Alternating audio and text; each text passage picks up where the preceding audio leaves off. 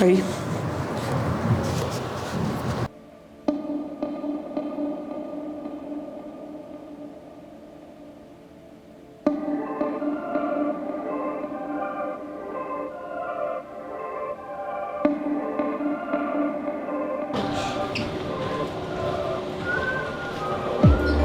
I mean, I've been playing basketball since I was 6. So it's been over 20 years at this point. And it was just a sport, like I fell in love with it. Even when I played, because I played softball, I played volleyball, but there was just something about basketball that just clicked different for me. And I want to say I had a pretty successful start to it, but getting into high school, like, that's when things just got rough for me.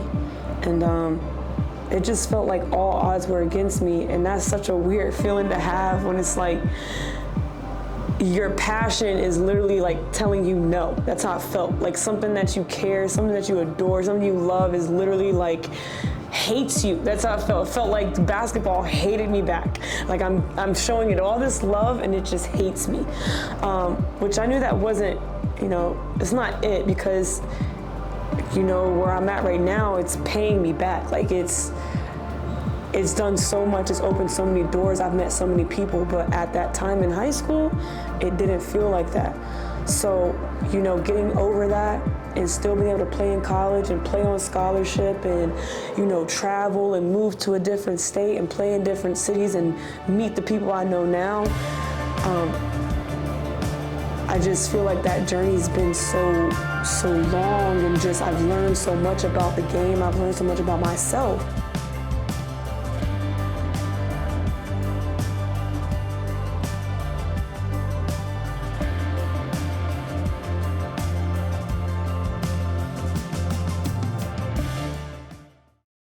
Yeah, my siblings are like my best friends.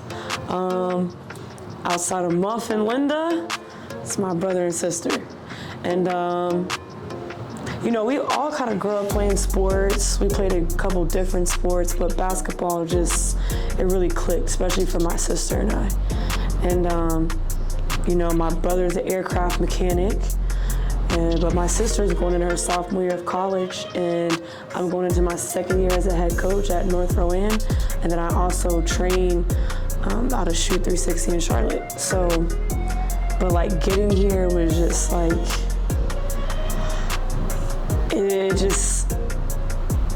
the process just seemed never ending. We used to do like form shooting, stretch, ball handling. Heavy ball, maybe. Like the mornings, I'd be like, no. I think I'm still trying to wake up. So I'm Kiki. I'm also known as Darra's little sister everywhere that we go.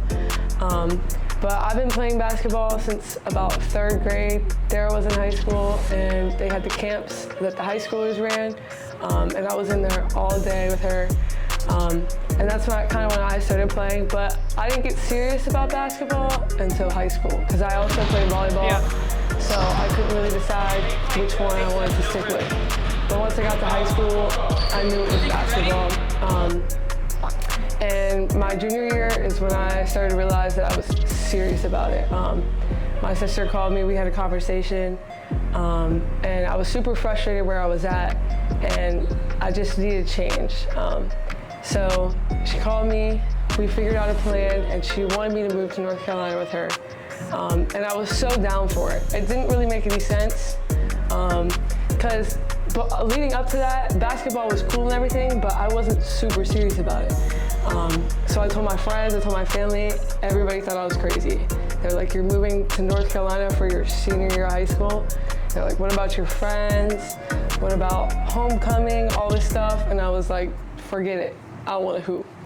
So my mom and I were getting into it. We were arguing because she didn't want me to leave a year early. But we were back and forth, and she was like, what if this happens, and what if this happens? Just being a parent. But I was like, I'm going for it. And I actually, it's kind of a funny story. One of my friends posted on their story that they had a free mattress, and I was like, I want it. And I went and picked it up, put it in my garage, and my mom was like, why is there a mattress in my garage? I was like, I'm going to North Carolina. So that's what I did. I moved down with my sister and got started my senior year. You gonna cry? Is that my crop top? No. You gonna cry? Ali? Yeah. Oh, I already cried last night. I cried. You cried last night? No, I cried on Monday.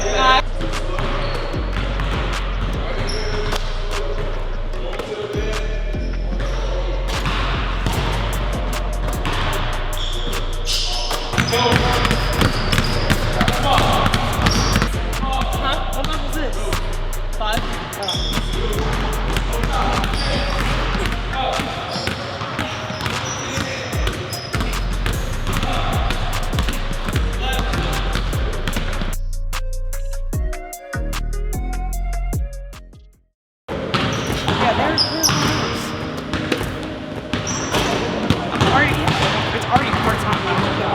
Like, you know what I mean? Like, it's already, I never asked for full time.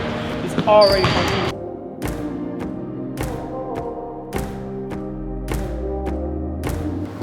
I got off the phone with my sister and she said, I'm coming, like, let's do it. Part of me was a little shocked, I'm not gonna lie, because in my family, I'm more of like the risk taker. Like, I'm the one that's like, I'm down for whatever. You know, if a good idea pops up, let's do it, let's hop on it, let's get it done.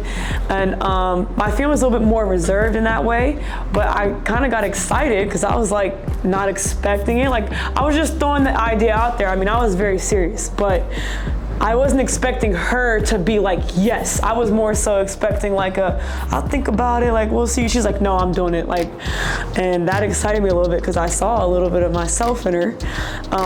And you know, us living away, I went away to school. So I missed those years of her growing up. You know what else took me so long to like really say this? That North Carolina is the hoop state, and I didn't want to say it. It took me 2 years to say it because when I was in Philly, like just being there, like Philly the is style, different. yeah, like that's where I learned, like, cause you know how I play. I'm super aggressive. Like, Oh no, you literally bruise me every time I play. Whatever. But I'm saying, like, I learned that style of play from Philly. Like I think when I left to go to college, she was going into third grade, about third grade or fourth grade. So I missed all of middle school, all of, you know, the beginning of high school. So really, she was a new person. But I, you know, just didn't get to like know her, you know, the way you would if you lived in the same house for those 6 years, 8 years, whatever the case may be. But yeah, and I also thought, you know, I just realized how serious she really was about it because, you know, she was a popular school back home. She had a lot of friends that she had made since she was in elementary school. I had won homecoming queen. My brother was on the homecoming court to be nominated for homecoming king. So it was kind of like this, you know, underlying thing where we were like, all right, it's Kiki's turn for it. And, you know, we were just, I feel like we were looking forward to that part of it and so many of those high school traditions and, you know, just going to prom with your friend and homecoming and, you know, your senior night and all those little, you know, just traditions that everybody typically looked forward to. She was ready to give up, to come down and like really give basketball a chance. And that to me was just like, I don't know, I just thought it was really cool and I was excited. Because I knew if I had that opportunity in high school, I would have jumped on it as well.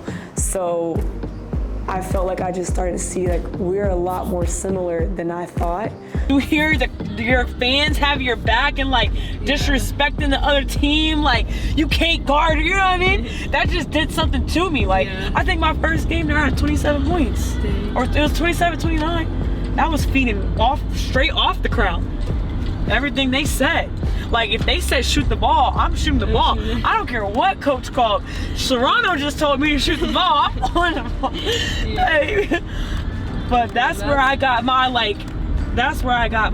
edge. So I feel like that's why I always just like I appreciate it so much. And you know, I was ready for her to get down to North Carolina. It just so happened that I ended up the area that I lived in Salisbury, right up the street is a really great high school program. And I didn't even know that, I'm gonna be honest. I just knew that if she was in my presence, I could train her, I could teach her what she needed to be taught, I could fix her mechanics, I could give her the fundamentals. I wasn't really concerned with what high school she went to, because at this point, if we're being completely honest, any high school other than the one that she was at was better. Anything other than that was an upgrade. So I knew if I just had her in my presence, she would be good. I did not know that she was gonna be able to go to a school that had the potential to win the state championship the year before she came. So that just made it even better. It was just like everything was just falling into place. Like we couldn't explain how perfect it was. My parents were a little nervous. I didn't care. I told them, I joked with them. I joked, I picked, but I think we all knew I was very serious. That I would be like, you guys don't have any faith, just trust me. You don't trust me, I just always made like kind of last minute decisions before in my life, but they always ended up being right. My intuition is something that I just listen to, I trust it, I go for it, my gut feeling, I go for it. And it keeps them on the edge of their seats, but it's always worked out for me. So, I kind of joked back with them, and they were very uneasy, but I told them, my sister and I both were like, listen, we're gonna make this happen. I was like, if I have to drive to Pennsylvania and put you in the car and drive you down here myself, then that's what we'll do. So, she got down here and we got straight to work.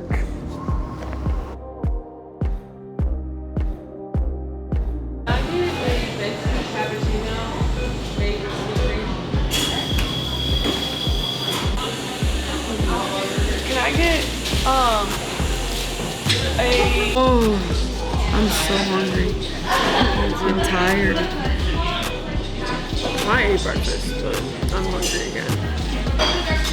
What did you eat, a fig bar? No, I ate a chocolate croissant and a protein pack.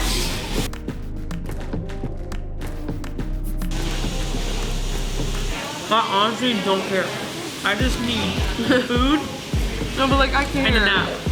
I need a nap. It's been a long day. I got a lot to do today. That's why I need the whole thing.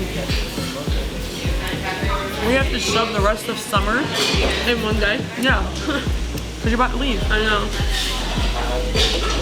Are you gonna cry? Yes, I already told you. I cried yesterday. And I'm gonna cry today and tomorrow. And when I get to school. I'll probably cry too.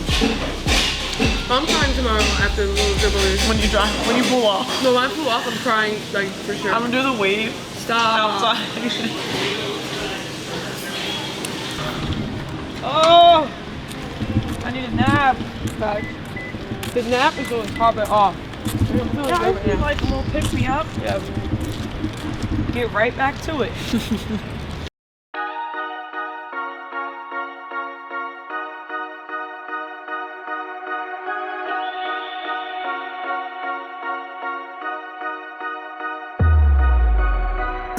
Basketball was it for sure when I finally got down here, because everything fell right into place. When I got to the school, everybody was super caring and loving, and it was just like the Southern in them. I didn't really understand because I lived in Pennsylvania my whole life, but just being surrounded by people that cared was super cool. I was just in my glory. I mean, the games that I could get to, I was excited. I had two teachers that took me under their wing. They knew I lived with my sister, and I was kind of doing it on my own. I mean, I had her as a guardian, but I was kind of on my own, doing my own thing. So they took care of me. They made sure everything was good. I had everything I needed. And along with my coach, Coach Kia, she took care of me too. She was willing to just let me come in. She didn't even really know who I was. She talked to my sister before I got there. And then I met her like a day before the first day of school. She took me in, and everything just felt perfect. Coach Kia was somebody that I kind of saw just around the community, and I knew she knew the game of basketball, and her daughter was really good. So I knew when I knew they were at Salisbury, I knew that Kiki was going to be in good hands. But I'm not gonna lie, I wasn't really thinking of state championship. I wanted them to go. I knew they'd go far, but that wasn't the first thing on my mind. Till I think about once I saw them get into conference play, I was like, oh yeah, like they're gonna win the states this year. School was pretty light because I was a senior, so I didn't go in all day. Kind of just went in for like half the day, and then I was just hooping for real. So we got started in the season. We were actually in the fall league, and all my friends in Pennsylvania were asking like, how are you guys gonna be? Like, are you gonna be good? And I was like, oh, we're winning states. Meanwhile, I had no clue who my teammates were. I didn't know anything. Like, I just felt like we're good. Like, I felt happy for once playing with the people that I was playing with. Like, I trusted the people I was playing with, and I was just having fun. So I was like, oh yeah, we're winning states. And I kind of just said that just to say it. And so we ended up having a really successful season. We only lost one game in the beginning of the season. And then the rest of the season, we were going on a streak of wins. And then we ended up winning the 2A state championship, which was just super cool to me because I took a chance and it became super successful, and it was the best decision I've ever made. I just did what I could as like a guardian. I mean, she really, Kiki's very mature for her age. She came down and handled her business. It was never like, she just was always doing what she was supposed to be doing. There was no beef. There was no like, I'm getting on to her for being late or not waking up or not going to school or failing. Then we didn't have to worry about any of that. She just came in, handled her business. I handled my business, did what I could, getting the bills paid and showing up to the games when I could. So, I mean, yeah, it was just like a dream come true, to be honest. At that point in time, I was serving, bartending, so I was itching to get my hands back on the ball. So she was really my only outlet for basketball. Like, I wasn't really playing much.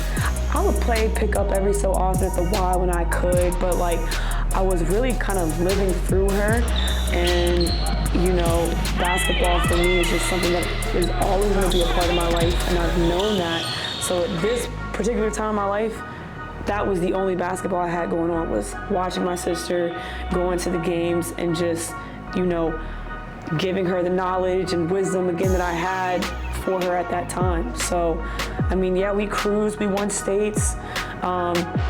I knew after that I was gonna send her to go play for my JUCO coach, which I had a very successful season with him my sophomore year of college, Mike Sini. And I knew she was gonna be in good hands again for at least the next 2 years. And we started back up and get her recruited to a 4-year school. And to me, it was just everything that you could have wanted from a situation of coming from a small town in Pennsylvania with no support and just, I have no words, it's just terrible. And then things took a big turn for the worse. And I kind of got to questioning, like, what am I even doing with my life right now?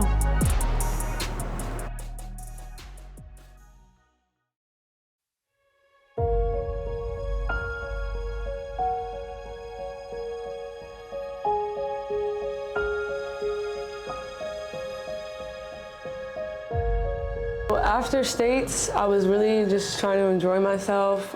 We had been playing basketball for a while, so we had prom. I went back to Pennsylvania to see my friends. I went to prom there, and then I was just super excited for graduation.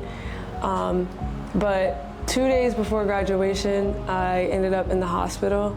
I just felt super sick, like a really high fever.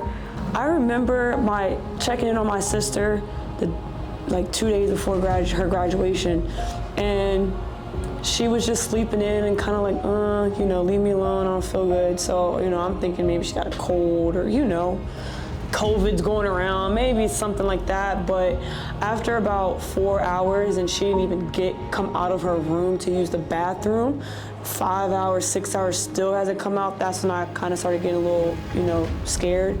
And again, it's just me and my sister down here. And I went to the ER and they tested me for COVID, and I had to sit there and wait for hours just for a COVID test to get back. And I remember sitting in the waiting room and I was like, I know my body and this isn't COVID. But they ended up checking me. The COVID test was negative. They ran a couple other tests and they were just like, we don't know what it is. Just go home, take some over-the-counter medicine, and like basically try and sleep it off. So I ended up going back home. My sister was taking care of me, but because this was right before graduation, my whole family was on their way down to see me graduate. And once my parents got down here, they see me the next day, which was the day before graduation, super sick. And they're like, we gotta go back to the hospital. And we did, and they were just running a whole bunch of tests and they could not figure out what was wrong with me. And at that point, I knew I wasn't gonna be able to walk because I was super sick. I didn't even feel like I could stand up and walk, let alone walk across the stage at graduation. I don't really know much about, I don't know. I just know she's not feeling well. We're going to the doctor. I'm not about to play with it. So I called my mom, who's a nurse, and when I kind of explained to her and we tell her how high her fever is, she's like, she needs to go to the ER immediately. So that kind of put me in a panic.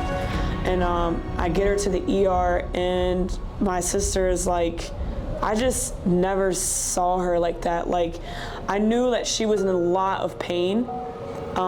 She was like shaking and holding her neck, and like, I don't know if she remembers, but she was screaming. Like, we were in the waiting room and she's just calling my name, like, Darra, Darra. I'm like, Darra, Darra, Darra, Darra. I'm like, I don't know what to do. You know what I mean? Like, they're taking hours to get her in the room, to get her tested. And I'm sitting in the hospital room looking at my little sister with a gray body. Like, she was losing color. She lost weight. I'm not gonna say that, I would be lying if I said I didn't ever question like if she would actually pass away, because it was that serious. Like, I don't think a lot of people know how close to death she was. So they were trying to figure out what was wrong with me, and they couldn't figure out for about 5 or 6 days. I was in the hospital, missed graduation. My friends came and see me, so that was nice, but I was just in there miserable on narcotics, and it still didn't feel like enough. I was in a lot of pain, and they finally got their hands on like what the problem was, but it's a 1 in a million disease or syndrome that happens to people, and it's super, super, super rare. So it took them really long to figure out, and it's called Lemire syndrome.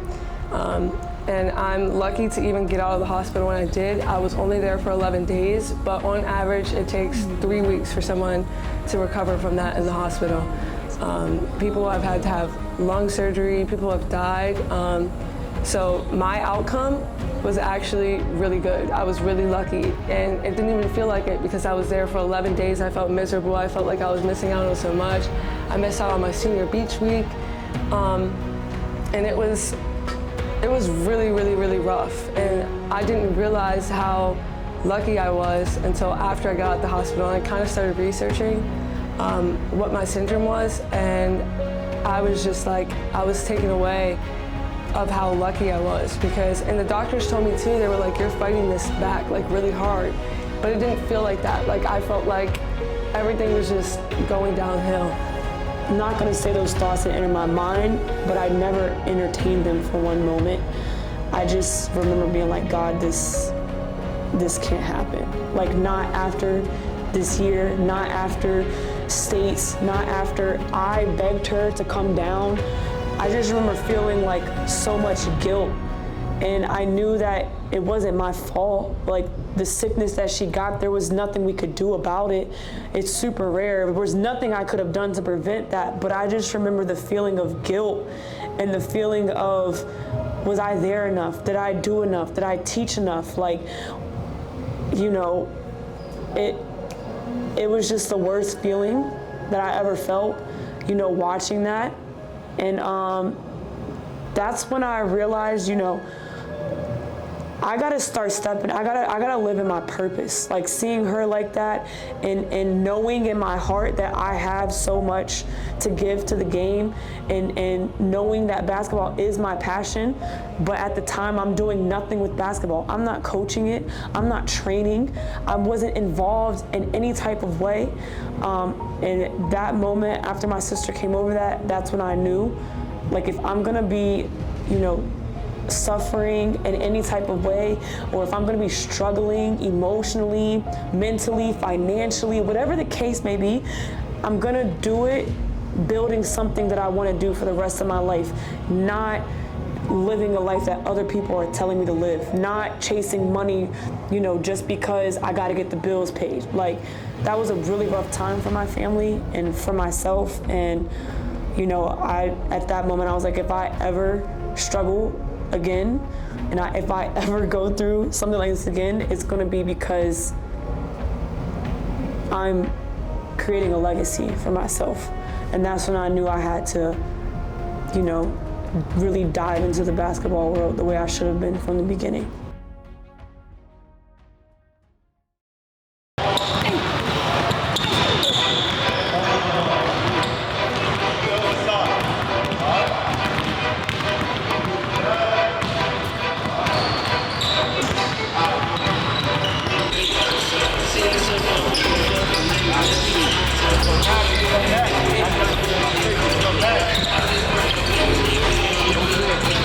I saw my sister going through the same stuff that I was going through in my high school in Pennsylvania. I just got to a point where I was like, you know, we gotta figure something out. Her junior year, she's frustrated. She called me crying, like, you know, just saying how frustrated she was. So I asked her a question. I remember having a very serious conversation with her. I said, what do you want to do with basketball? Because if this is just something that's fun, or it's supposed to be fun, and like, you know, it's just not fun, and you don't really want to go nowhere after this, it's just time to give it up. Because it doesn't make sense to be miserable in high school. Like, there's so many other avenues and ways to have fun, enjoy yourself, explore your creativity. But if this is something that you want to do, like next level, college, you know, playing after high school, we gotta figure something out. We have to make something shake immediately. And she told me this is what she wanted to do. She was locked in. So after that, I hopped on it. I did everything I could to change the narrative for her. My nigga, you go All-American right here, be most finest. All right, girl. All right, see ya.